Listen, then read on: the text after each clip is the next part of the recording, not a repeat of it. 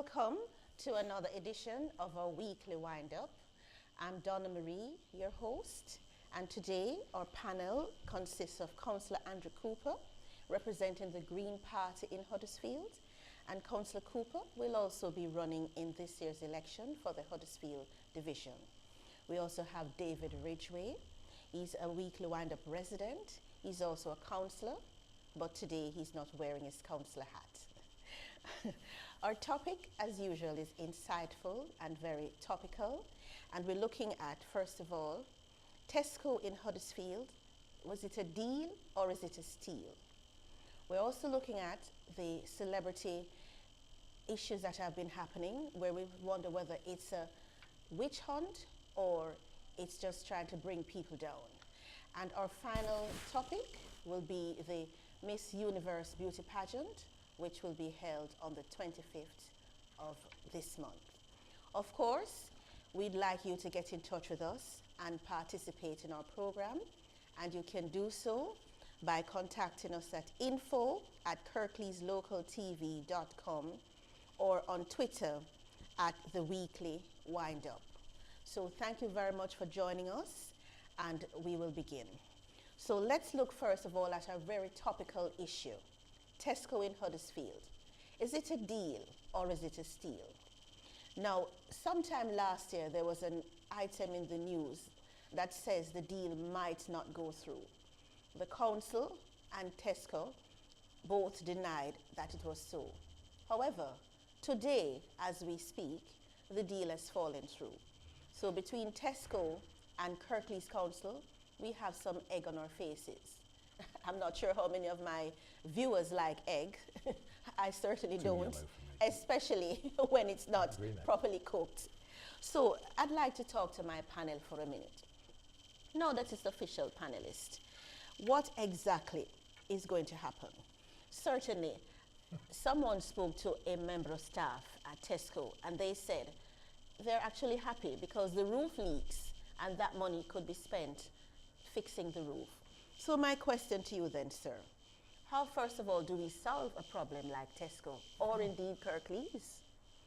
This now is the issue. Do we really need, first of all, another superstore in Huddersfield? Well, it won't be another one because there's already a Tesco superstore in Huddersfield down near the railway station, down the far end of town, and they were going to close that and move to the site which is now not going to be developed. So there's not going to be a new one. There wasn't going to be an extra one. It was just going to be a replacement. Could I interject just a minute, sir? You say there is already an existing superstore. There's an existing Tesco store.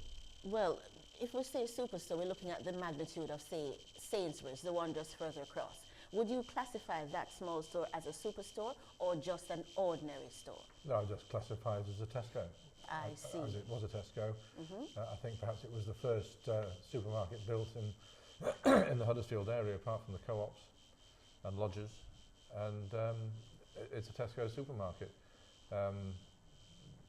Whether it would be the same size as what was planned, I don't have any information or knowledge. I think it's really rather sad that the deal has fallen through, but the deal has fallen through not because of anything that's happened with Kirklees. It's fallen through because Tesco's sales have not been sustained in the face of the introduction of the of Lidl and Aldi stores in this country. Could I get yes, Councillor Cooper's opinion here? Well, I'd take issue with David on there was never an agreement that the other Tesco store would actually close. That was never signed and sealed. That was never part of the agreement for the new Tesco store. So there could well have been a Tesco's at either side of the ring road. Now, but what about the new? So if you'll just let me finish. Oh, sorry. But as far as do we need another superstore? We never did, and I always opposed the Tesco store on that side. People there's more than enough choice for people in terms of shopping, in terms of Lidl's, in terms of Morrison's, in terms of Tesco's, in terms of Sainsbury's. There's more than enough choice for people in terms of where they get their groceries. But that store wasn't just going to do groceries. It was going to do clothing. It was going to do electrical goods and things like that, which would have been a threat to other businesses in the town. So in many ways, I think I'm pleased that the site's not going ahead.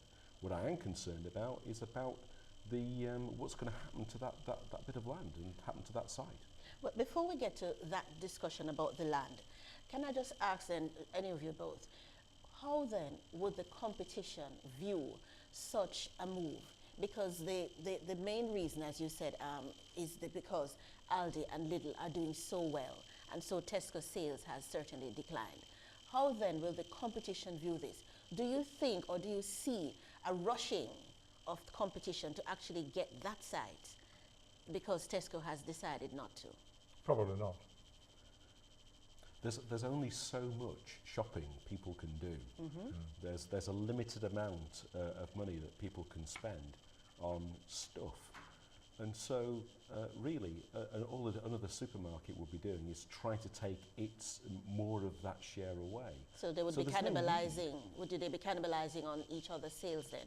Would you say that? Would be it's not a positive thing in terms of the economy, in terms of the local economy. It's quite a negative thing in many ways. What I find interesting in this, Donna, is that Tesco's position within the hierarchy of supermarket life has been very severely knocked on the basis that Tesco, Asda and Sainsbury's used to run price comparisons. I gather now that Asda and Sainsbury's no longer compare their prices with Tesco. Absolutely. Because they see that no point in doing that. Okay. Tesco has been far more affected by the introduction of the discounters than the other supermarket groups. Although we do hear today that Morrison's had, of all the major supermarket groups, had the worst Christmas of all. And they are now going through a 5-year programme of restructuring, whatever that means.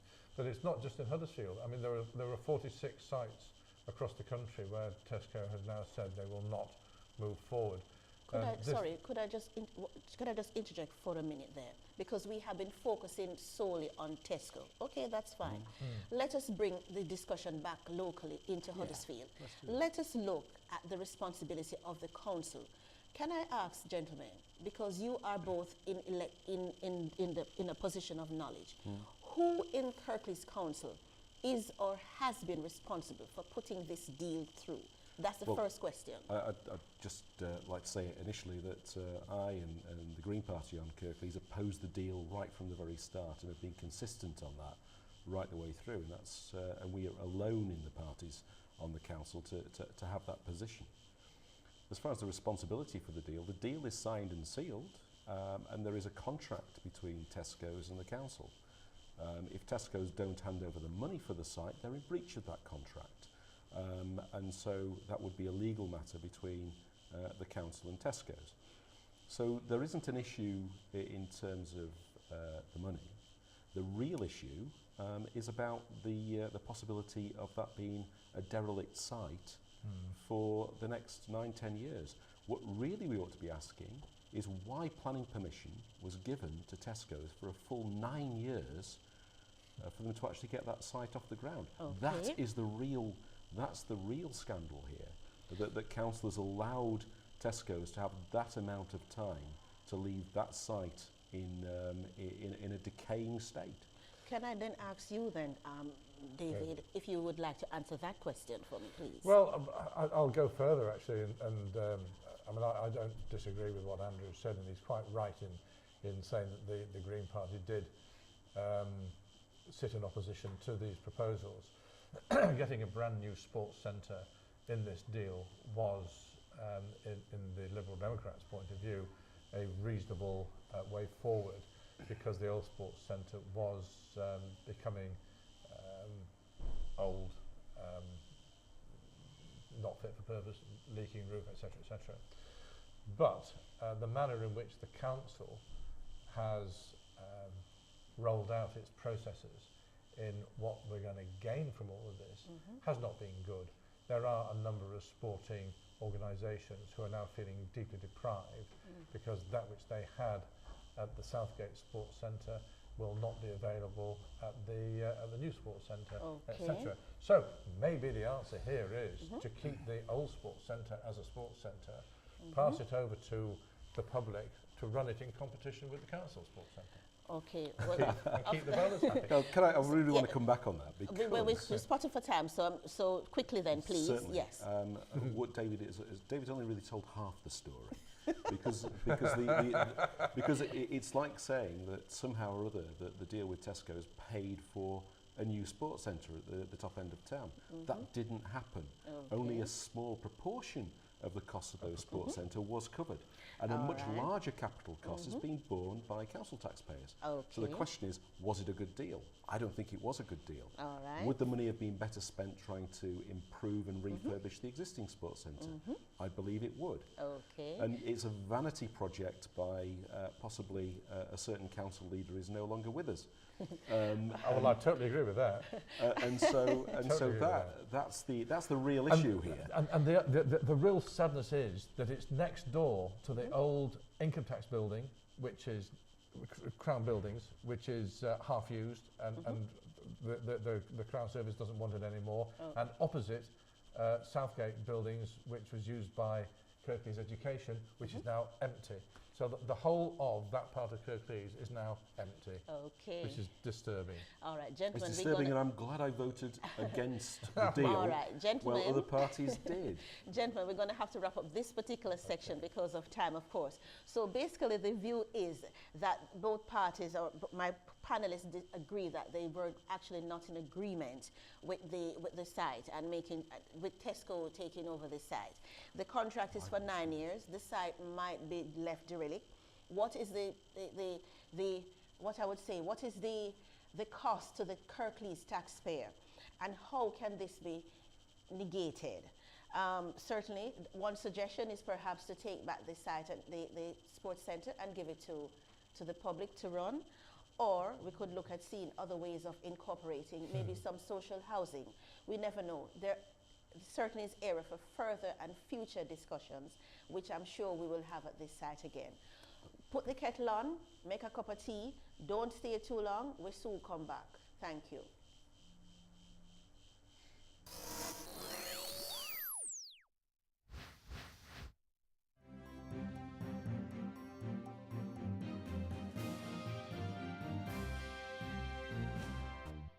Hello. Good morning And welcome. and welcome again to this week's weekly wind-up. The programme that discusses news at the heart of the Kirklees community.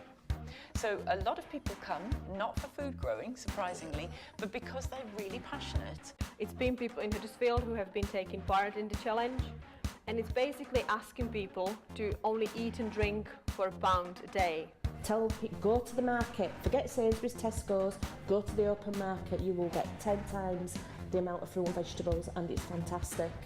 I'm afraid that's all we've got time for this week. But please do join us for the next edition on Weekly Wind-Up.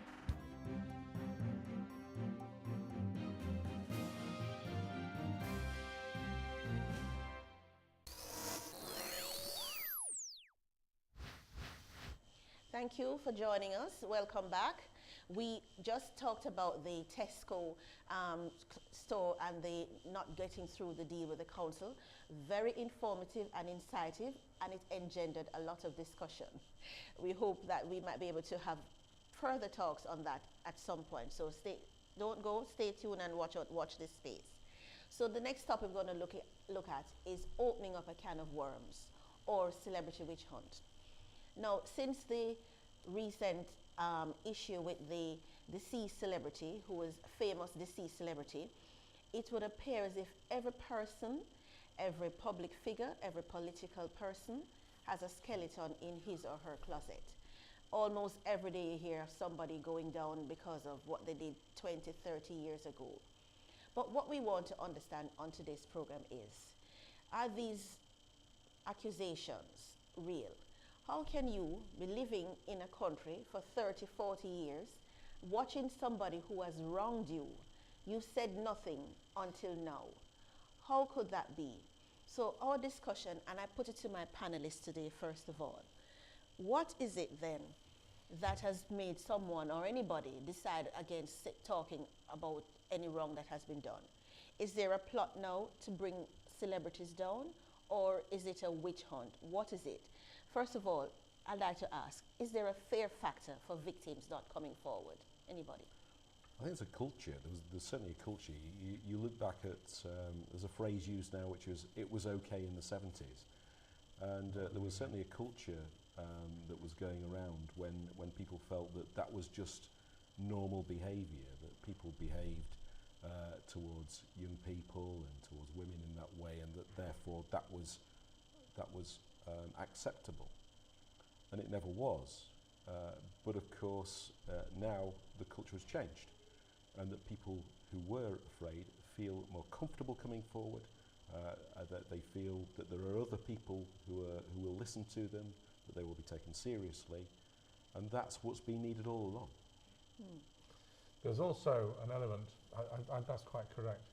But of course, in my case, it was normal behaviour in the 1960s rather than the 1970s. But that's just an age Even thing. more normal in the 60s, I guess.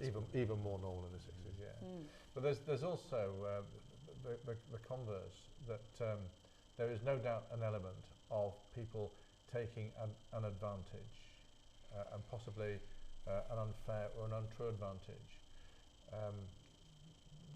to get the scandal headlines that have been subjected to Prince Andrew last week with regard to a comment made in a legal paper which was tabled in a court, that he had done something which will not be challenged in the court by him, so it's indefensible. It then just becomes scandal making, muckraking, which when you cannot defend it is unfair. It's similar that there have been instances, and I do not condone rape in any shape, manner or form, but there have been instances of young ladies who have taken action against potential rapists in the past, and the rapist has subsequently been found not guilty. Now, in that circumstance, I find it difficult to defend the accuser's right to anonymity, whereas the accused has to be paraded in public life, and that's difficult. Can I just put a question forward then, and you can answer that, sir, if you like. Do you think then that celebrities or public figures see themselves as untouchables then? No. It's about a shift in power, isn't it? Because what this is all about is about where power lies, and people who feel that they have power and that they are therefore untouchable. And it's about abuse of power, and that's the key thing.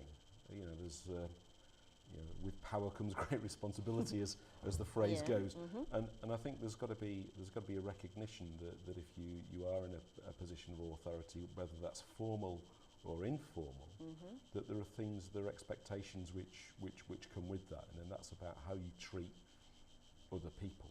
So then, and that's the key thing, and I think what's not really being tackled here is about where power lies with individuals, and where how people recognise that it's not simply, well, hey, here I am now in a position of authority and I can do what I like, and there are restraints and self-restraints that sort of come with that. Let me just say something, and then you bring your point. Are you saying then that based on, because let's bring it back closer to home, are you saying then that based on what's happening now, that those who are left behind are paying for what somebody else did who escaped judgment? Would you say that? What do you mean? The celebrity who sparked all of this is now deceased. Oh, and Jimmy Savile.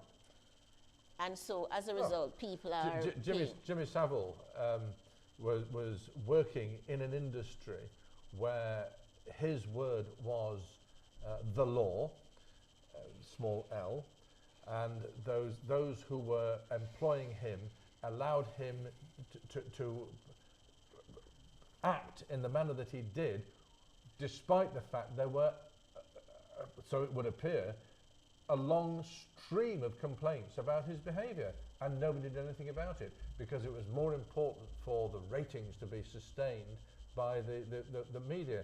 And the media has a vast amount to take into consideration here, because without the media there would not be the accentuation of the difficulties that we now find ourselves in.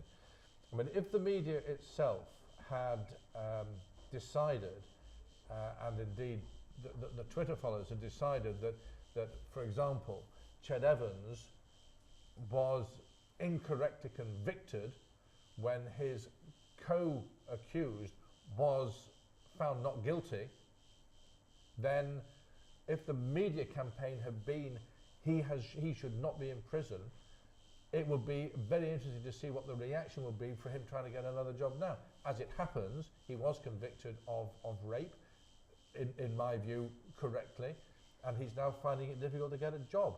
It isn't surprising. But is the campaigning that's happening on the media, is that the equivalent of the modern lynch mob? Maybe it is. I don't know. Ultimately, it comes down to what the culture is of the society we live in. And I think one of the things that people in authority need as much as they need to take the responsibility seriously in their dealings with other people, there needs to be respect and humility. And those things are things which are not often sort of shown in public life by individuals. And if you get those particular bits right, then everything else flows from that. It's our relationships with each other and how we behave towards each other that are the important things. And if there's one positive thing that's come out of all these revelations, if that shifted that culture a bit, if it shifted that culture a lot, well, that would be a positive thing. And it's certainly something in Kirklees. We're looking at a code of conduct between councillors and officers at the moment, actually changing that. And that could be a very positive thing, because occasionally there are councillors who may misuse their power and not use it properly. That's something me and David care passionately about. Absolutely right. So can I ask then, gentlemen, do you believe that damaged reputation? Because certainly with all of this, there are people, just like the gentleman you mentioned, he said he was innocent, albeit he apologized. But do you think that... late. There you go again. That's another look at thing. But do you think that damaged reputations can actually be re-established? Yes. Okay. Yes. There was a very interesting case of Mr. Profumo, who resigned from government in the 1960s, 70s, 60s, through an extraordinary case of potential well, it could have actually brought the government down, and probably subsequently did help to elect Mr. Wilson following Macmillan's last government. But Profumo resigned from government. He then went into the East End and he did a vast amount of work on a charitable basis and became a highly respected person in that area, in the work that he was doing. And yes, I do believe he did rebuild his reputation. Okay, so what about the victims then? What do you think about the victims? Someone who has been wronged and who has been offended. Well, with regard what to do Mr. we have? Profumo's victims, they went on and had very interesting careers. Yes. Christine Cllr still comes into the press from time to time, and Mandy Rice-Davies, of course, has just recently died. But they've been able to maintain their position, but of course they weren't really victims. They just happened to be the call girls who were part and parcel of the investigation, which was found that Profumo was wrong. Victims. Let's just talk about the victims. I'll say something really provocative here now. That's not We like provocativeness, definitely. If we talk about the young girls who have been taken advantage of by people like Jimmy Savile and the other people who are now either serving time or whose reputations have been Tarnished. completely tarnished. when they were, we're now told, having sex underage with these stars. Where were their parents? Where were their guidance? What were they doing out at that time of night or whatever on their own? I mean, there is a balance here. Why were they putting themselves into a position whereby they could have had the advantage being taken off? With regard to Mr. Saville and some of the allegations that he is now accused of in hospital wards where the victims couldn't get away, I think that's taking it to a further degree. But Stuart Hall is supposed and is now serving time for having had underage sex with young girls. But I have to say, I was a young lad in those days, and I never came across girls underage. All right. Okay then. So And I don't suppose you did either. yeah. I think there's an important thing here, which is where is David asked where were the parents, where was all this, what was all these things going on. The issue is for the victims, would they be believed? Would Yes. they be believed? Well, Would they- they- Absolutely, they weren't, yes. weren't well, they they? weren't, and so you Yeah, can't. absolutely It's right. very easy to say, where were the parents? Where are these? The question is that they weren't growing up in a place where people would be listened to, would be believed, all those sort of things. Well, that's quite true. If we get those bits right, then everything else flows from that, and it's much easier for people to come forward and be believed. Okay, as you know, again, we're restricted by time, so we have to wrap up this point here. We could certainly go on further. So what with the consensus is that there must be some sense of responsibility from parents, because you can't allow your children, young girls, out that late. There's also a culture where in the 70s it was okay to do what they did, and the victims didn't feel that there was safety in numbers then. Now there's a shift in power, and so celebrities and people in the media or in this limelight, they are no longer untouchables. Again, the media has to be made accountable, but then the media also is accountable in reporting these things. We can discuss and go further, but we don't have the time. So we'll move quickly on to our final topic, and we're looking at the Miss Universe beauty pageant. Now, this is our feel-good factor story, because I know all of you watching in my audience like to see the lovely girls modeling and parading in their bath suits, and we like to think, oh, I like that one, and I like that one.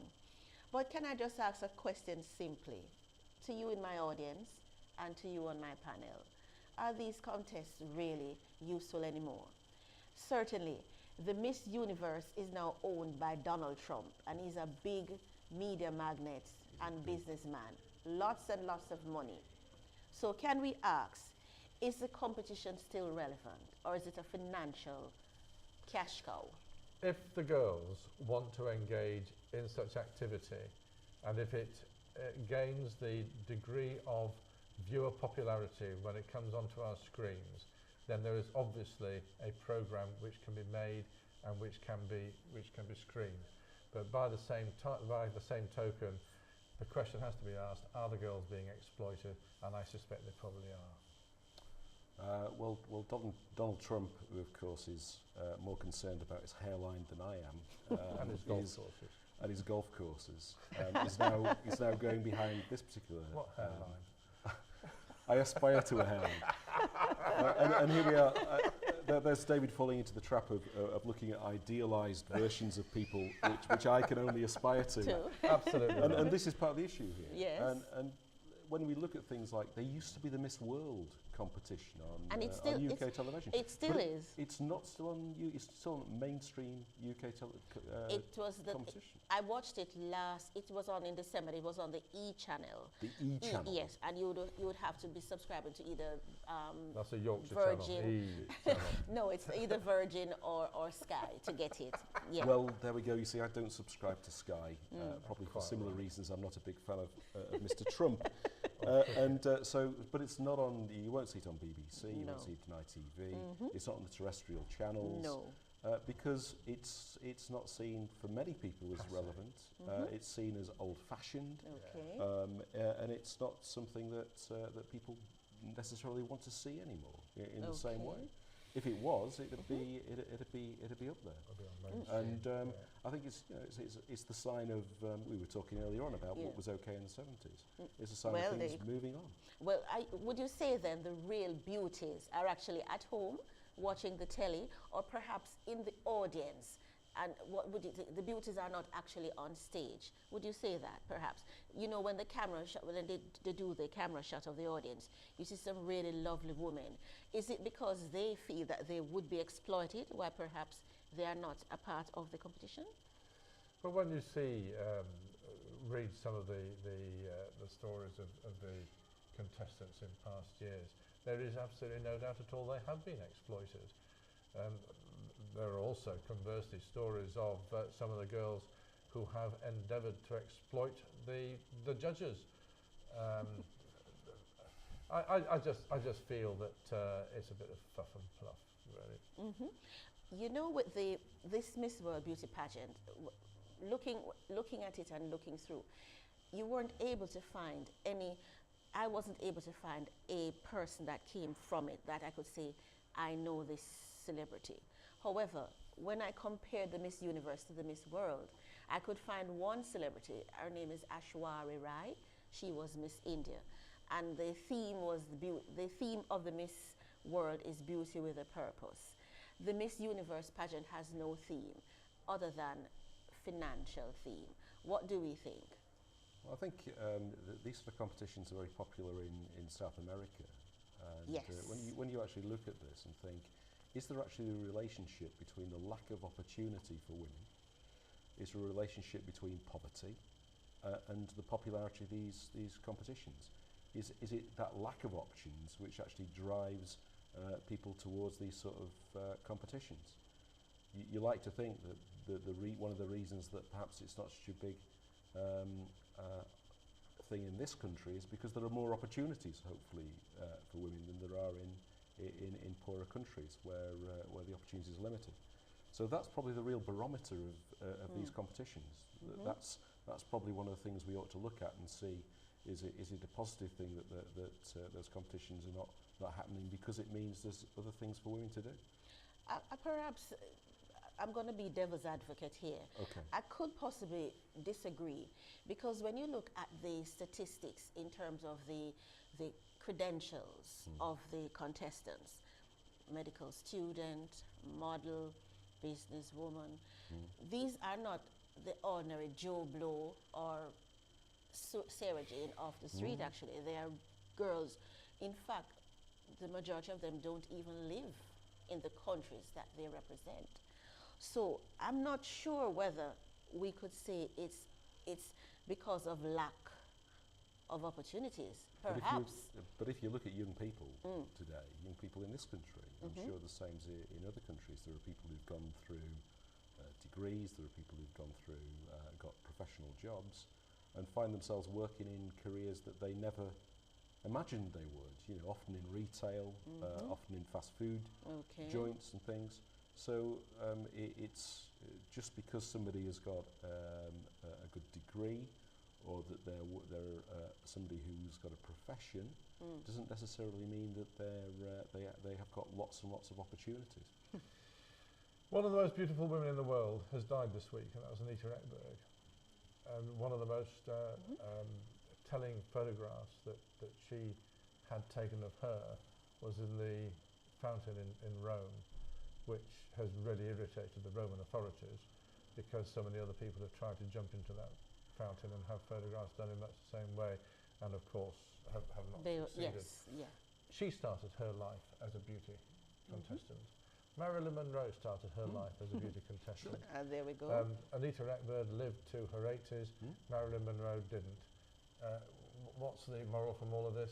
There isn't one. Okay. If people want to... Well, that's helpful. Thanks for that, David. Yeah. But what I'm saying is, it's not right important, is it? There we go. Okay. All right. Well, there we have it.